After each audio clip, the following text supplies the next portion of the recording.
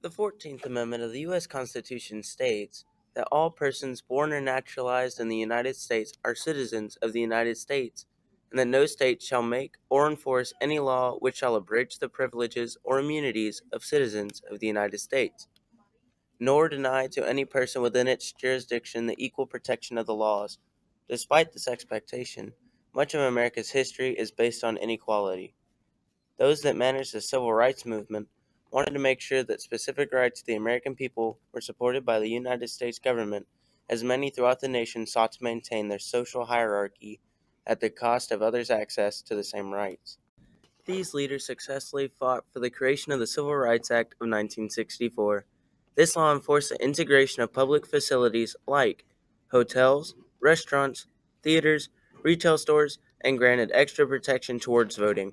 However, this act faced major opposition. This is the death of a leader, the birth of the Civil Rights Act of 1964.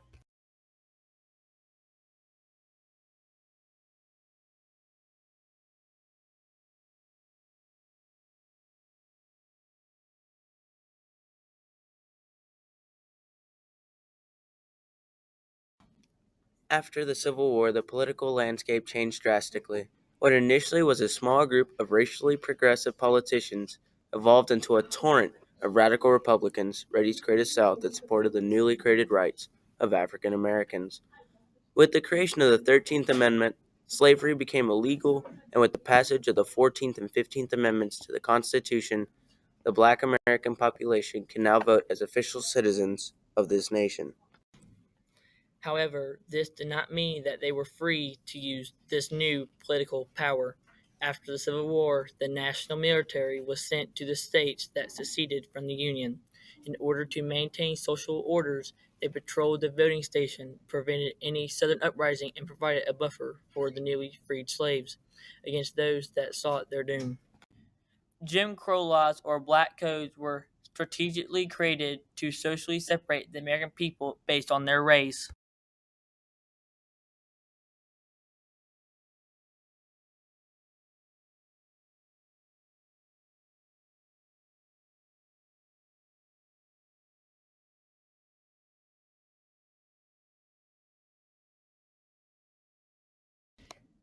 John Fitzgerald Kennedy was born on May 29th, 1917, Brooklyn, Massachusetts. His father was an American businessman, investor, and was a high-profile politician in U.S. politics. His mother was known for being an American philanthropist, socialite, and matriarch of the Kennedy family. As a child, John was the second out of his 9 siblings.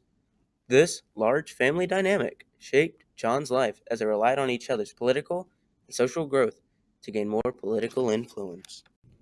After college, Kennedy served military as a part of the U.S. Naval Reserve. He first began his political journey on June 14, 1946, at the age of 29. He gained experience as a representative for Massachusetts within the U.S. House of Representatives from 1947 to 1953, and later became a senator from 1953 to 1960. In 1960, James sought the presidency and ran against the Republican candidate Richard Nixon.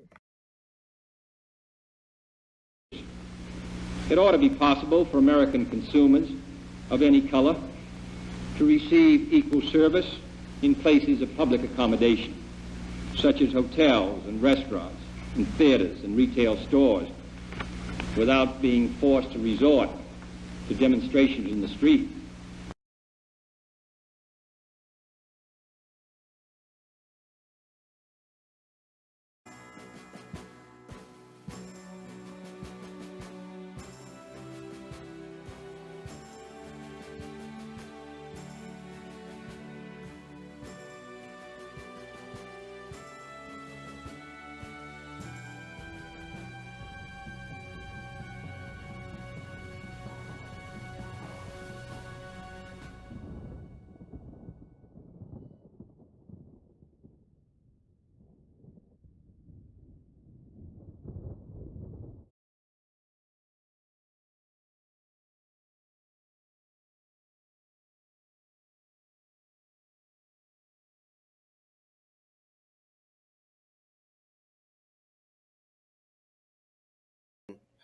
One of the most vocal opponents of the bill was Republican presidential candidate and Arizona Congressman Barry Goldwater. Goldwater stood in its opposition while running during the primaries. He found that many southern states favored segregation and would be more likely to vote for a conservative Republican rather than a candidate that would allow for the creation of the Civil Rights Amendment.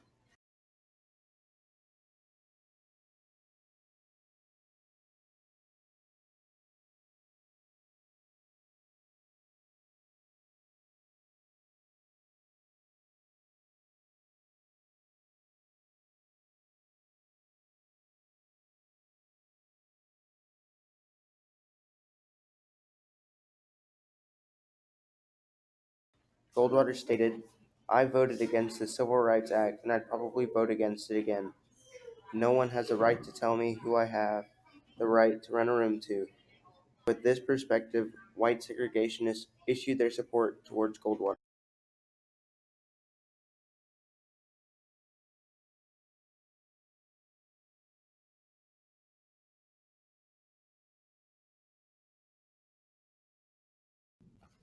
However, something drastically changed all of this. After Kennedy's assassination, Goldwater's support changed. The election in 1964 evolved into a battle for Johnson to complete the goals of the recently deceased President Kennedy. After the public saw the recorded video of his death and saw the devastated Kennedy family, many felt inspired to vote in favor of Johnson, who ran on the basis of completing the goals of the Kennedy administration.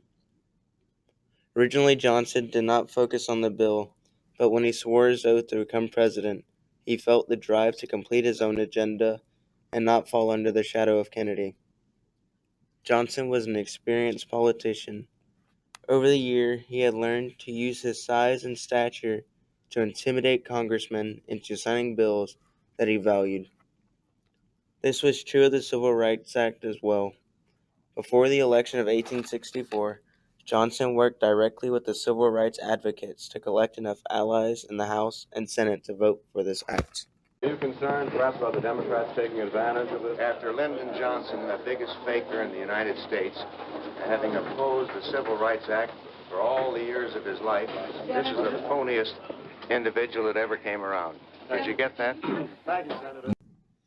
Based on the election data of 1960, the Kennedy-Nixon race was very close, with Kennedy only winning by a small margin. The 1964 election was nowhere near close. While Goldwater had the support going into the race, that support was quickly overpowered by those that wanted to support the Kennedy-Johnson plans, including and especially the Civil Rights Act. From the 1964 data, the divide between the Democrat support and the Republican support was clear. Johnson won in a record-breaking landslide. After he won the election, Johnson passed and signed the Civil Rights Act into law on July 2, 1964.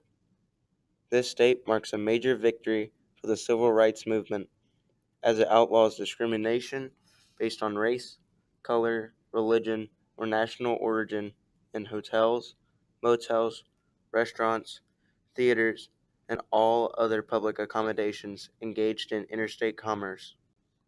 It prohibits state and municipal governments from denying access to public facilities on grounds of race, color, religion, or national origin, and requires that voting rules and procedures be applied equally to all races. This act opened many doors for American people of color. The Civil Rights Act is considered one of the biggest achievements within American history due to the heavy opposition. Despite the tragic death of John F. Kennedy, the civil rights advocates were triumphantly able to pass the Civil Rights Act of 1964. Due to this loss, it is now illegal to segregate citizens in jobs or in public places based on their race. These allies of justice were the real heroes of our story. They understood the cost of achieving social, economic, and political civil rights would be a treacherous path, but they had to fight for what they believed in. Many were imprisoned, some killed, but they knew the sacrifices were needed to obtain their freedom within the U.S. government. Without their support and Kennedy's death, the Civil Rights Act might have been voted down and America might still be fighting for an end to segregation.